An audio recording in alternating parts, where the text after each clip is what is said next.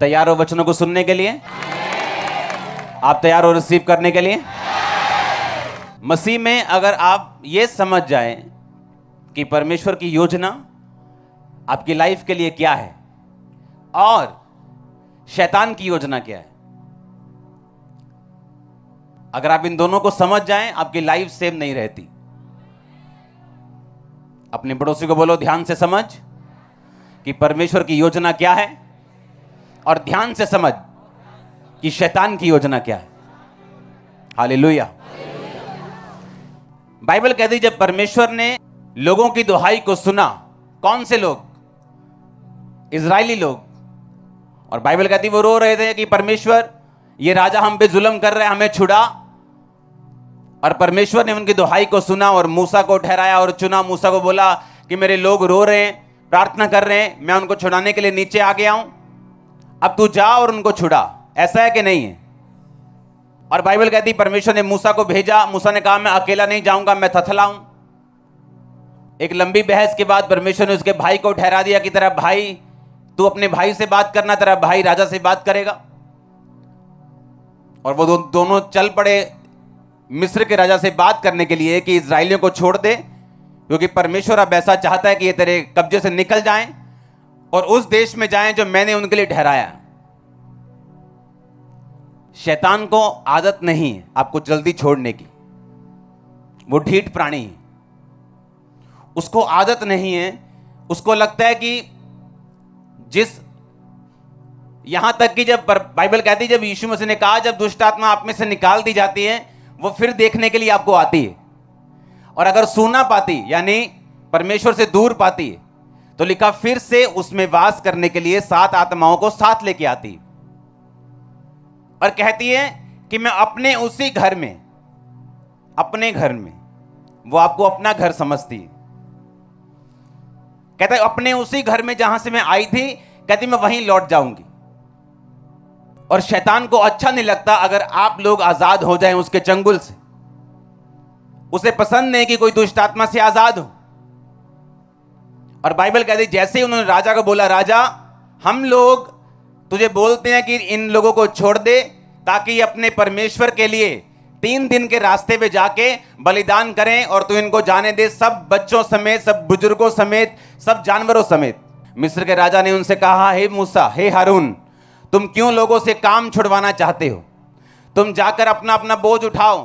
फिरौन ने कहा, सुन, इस देश के ये लोग बहुत हो गए हैं, फिर तुम उनको परिश्रम से विश्राम दिलाना चाहते हो?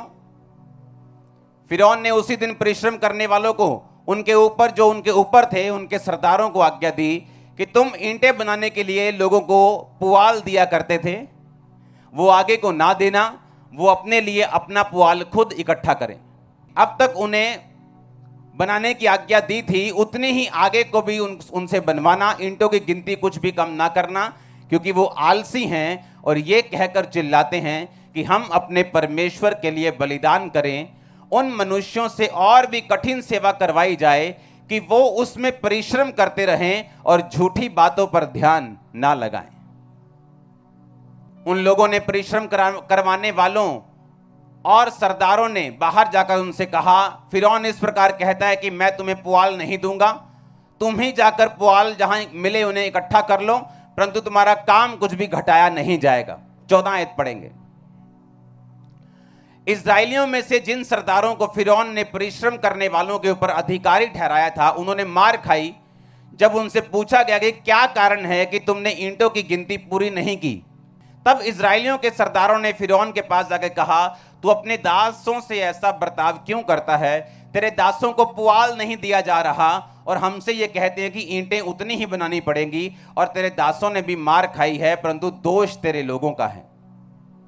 फिरौन ने कहा, तुम आलसी हो, आलसी, इस कारण कहते हो कि हमें यहोवा के लिए बलिदान करने को जाने दे। अब जाकर अपना काम करो, पुआल तुमको नहीं दिया जाएगा, परंतु ईंटों की गिनती पूरी करनी पड़ेगी। अपने पड़ोसी को बोलो, ध्यान से सुन। मैंने आपको क्या कहा प्रीचिंग से पहले कि परमेश्वर की योजना अगर आप समझ गए और शैतान की समझ गए तो आप सेम नहीं वापस जाओगे। मान लो 10 लोग थे, उनको बोलते थे कि 400 ईंट रोज बनानी है। ये लो तूड़ी, वो सामने मिट्टी पड़ी है, उठाओ और बनाओ। फिर उन लोगों का लीडर आ गया मूसा, राजा से बात की कि राजा इन लोगों को छोड़ दे। राजा ने कहा ठीक है, ये लोग काम छोड़ना चाहते हैं, ये आलसी हो गए, इनको डबल काम कराओ। बोलो तूड़ी मिलती थी ना जो, वो भी नहीं मिलेगी, पर ईंटें उतनी ही बनानी पड़ेंगी। पर क्या हुआ फिर? जो लोगों के काम करवाने वाले मुखिया थे, उन्होंने मार खाई कि ईंटें पूरी क्यों नहीं हुई।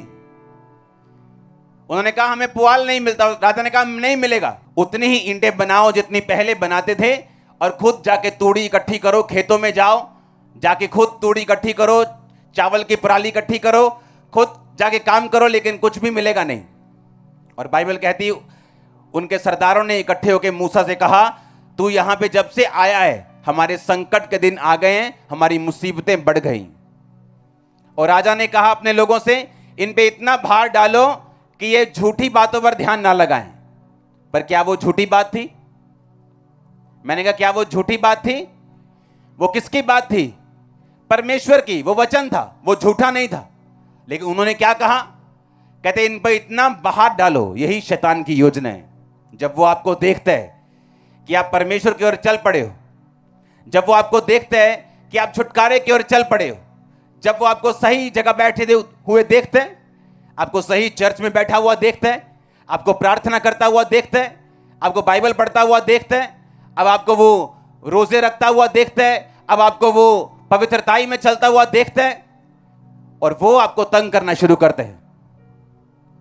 और आप हैरान होते हैं कि मुझे मेरे दुख बढ़ क्यों गए, शैतान मुझे और तंग क्यों कर रहा है, मेरा और विरोध क्यों हो रहा है। क्योंकि पहले आप गुलामी के अधीन थे। शैतान को मालूम था कि ये मेरा बंदा है, ये मुझे छोड़ के कभी नहीं जाने वाला। लेकिन अब आप जीवित परमेश्वर के पास आना चाहते हो, और वो आपको छुटकारा देना चाहता है। और शैतान को ये बात मालूम है, उसको मालूम है कि अगर मैं इसको रोकूंगा नहीं तो ये सदा के लिए आजाद हो जाएगा और वहां जाएगा जिसके लिए परमेश्वर ने इसे बुलाया। यीशु मसीह ने, परमेश्वर यहोवा ने कहा मैं तुम्हें उन देशों में लेके जाना चाहता हूं जहां दूध और शहद की नदियां बहती। दूध यानी एंड प्रोडक्ट। एक गाय को लो, गाय को पालो, गाय को खिलाओ, उसको पहले बड़ा करो, खिलाओ पिलाओ, फिर उसका दूध निकलता है, वो उसका एंड प्रोडक्ट है। हाँ, शहद एंड प्रोडक्ट है। मक्खियां पालो, वो फूलों पे बैठेंगी, लास्ट में शहद देंगी, वो उसका एंड प्रोडक्ट है। परमेश्वर ने कहा मैं तुझे बेस्ट दूंगा जो तेरे लिए बना हुआ है, अगर तू मेरी बात को सुनेगा। मैं तुझे एंड प्रोडक्ट दूंगा, दूध और शहद की नदियां जहां बहती, मैं वो देश दूंगा। और जब शैतान आपको ये बात देखता है, जब आप बाइबल पढ़ते हैं, आप चर्च जाते हैं, आप परमेश्वर के रास्तों को फॉलो करना शुरू कर देते हैं, उसको मालूम है जिस तरह इजरायली छुड़ाए गए थे, ये लोग छुड़ाए जाएंगे। अब वो क्या करते हैं? आपके रिश्तेदार के जरिए आते हैं, सताव के जरिए आते हैं, मुश्किलों के जरिए आते हैं। आप पे और अधिक वो आप पे बोझ और भार डालने की कोशिश करता है ताकि आप परमेश्वर की बातों पर ध्यान ना लगाएं। जैसे ही उनको दुगना काम मिला, वो बिजी हो गए। और मूसा दोबारा फिर आया। मूसा कहता परमेश्वर ने मुझसे कहा है कि ऐसा ऐसा ऐसा ऐसा होगा और तुम लोग इस देश में जाओगे। और पर बाइबल कहती अपने दिल की बेचैनी के कारण अब उन्होंने मूसा की बातों पर ध्यान नहीं लगाया।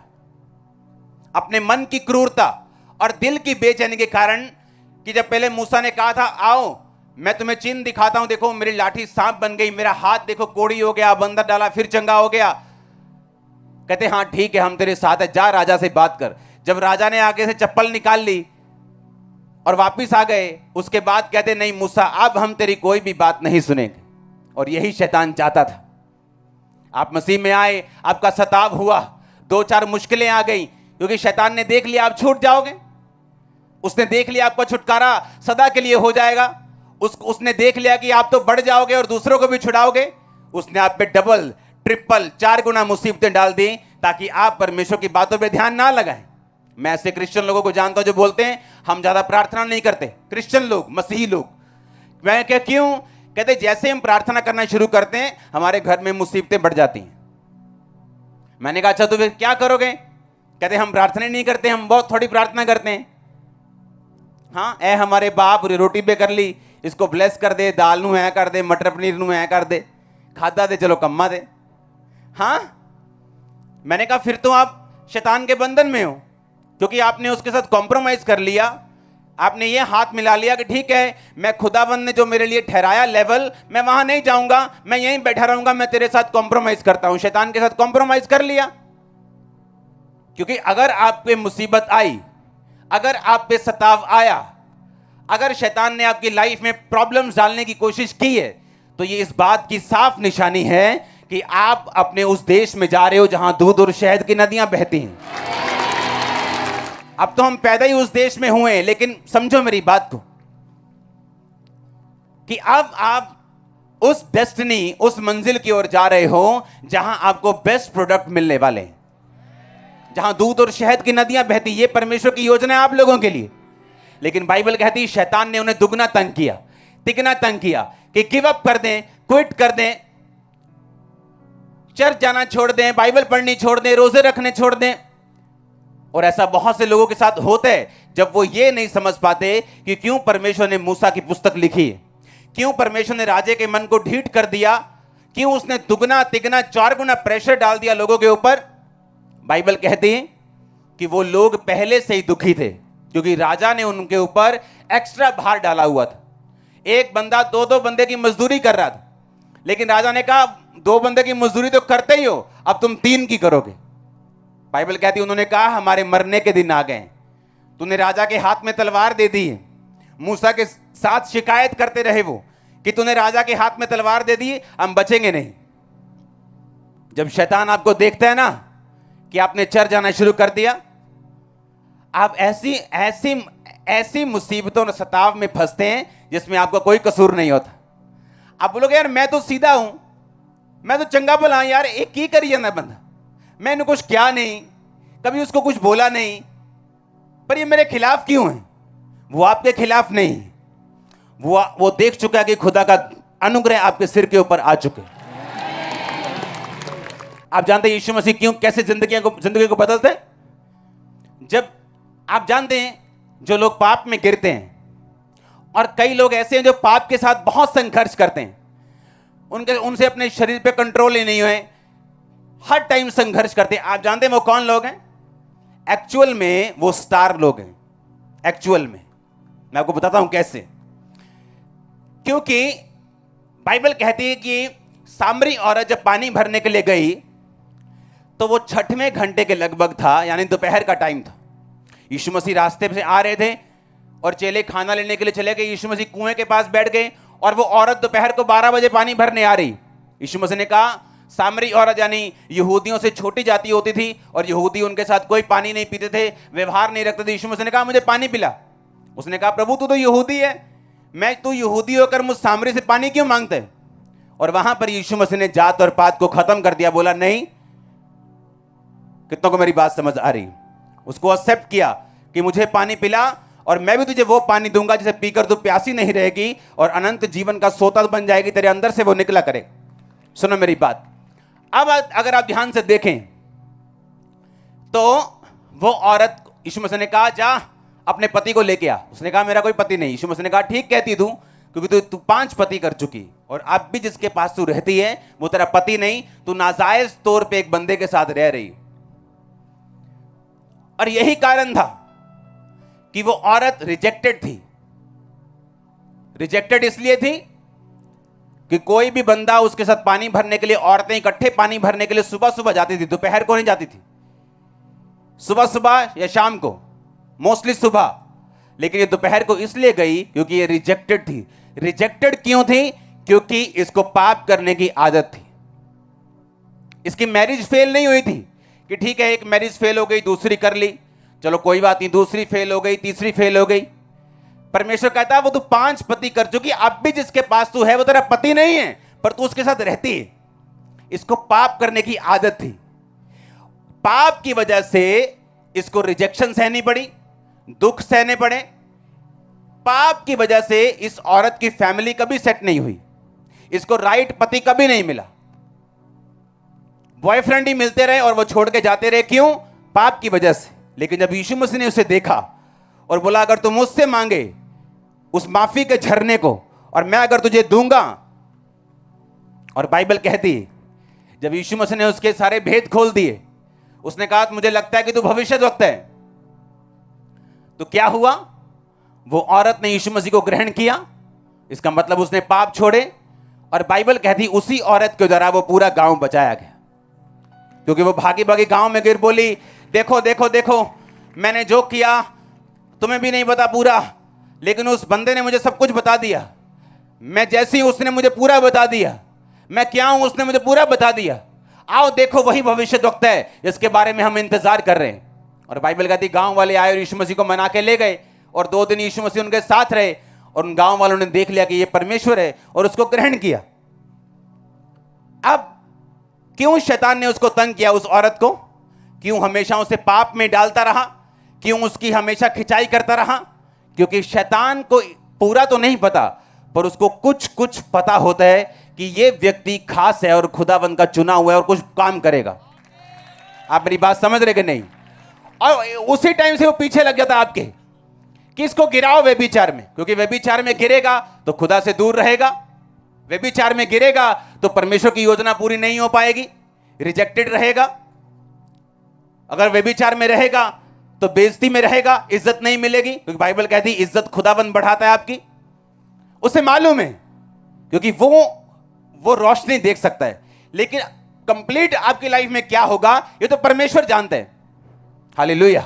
पर शैतान को रोशनी दिखती है, उसको मालूम है कि कुछ है इस व्यक्ति में खास। अगर मैं इसको नहीं मारूंगा, उसका पीछा नहीं करूंगा, इसको नहीं गिराऊंगा, तो ये वही काम कर पाएगा जो उस औरत ने किया।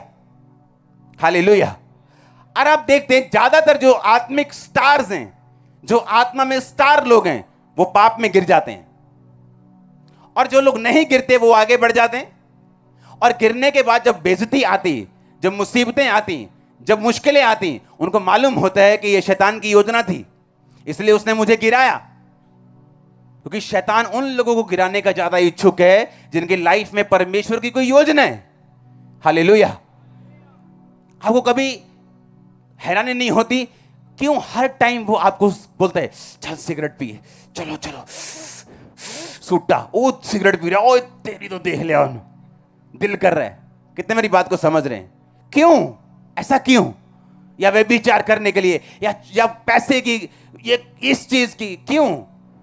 उसे मालूम है, वो रोशनी देख चुका है, उसे मालूम है आप कौन है, उसे मालूम है आपकी लाइफ से क्या होगा।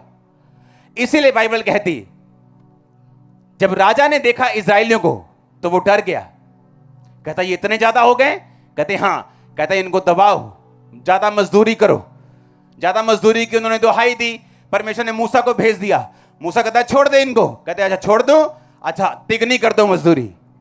शैतान जैसे उनके ऊपर लाइट को देखता है, उनको दबाने की कोशिश करता है। लेकिन बाइबल कहती जैसे जैसे शैतान इजराइलियों को दबाता गया वो और बढ़ते गए। आपको मालूम होगा कि क्यों शैतान आपके पीछे पड़ा है, वो क्यों आपको गिराना चाहते हैं। वो चाहे पाप के जरिए हो, डराने के जरिए हो, धमकियों के जरिए हो, क्योंकि वो रोशनी देख चुके हैं। वो ये चाहता है कि आप रिजेक्टेड रहें। वो ये चाहता है कि उस सामरी औरत की तरह आपका घर कभी सेट ना हो। वो चाहता है आपका फाइनेंस कभी सेट ना हो। वो ये चाहता है, और उसका इंस्ट्रूमेंट, अगर शैतान आपकी लाइफ में कुछ चाहते हैं तो वो पूरा कर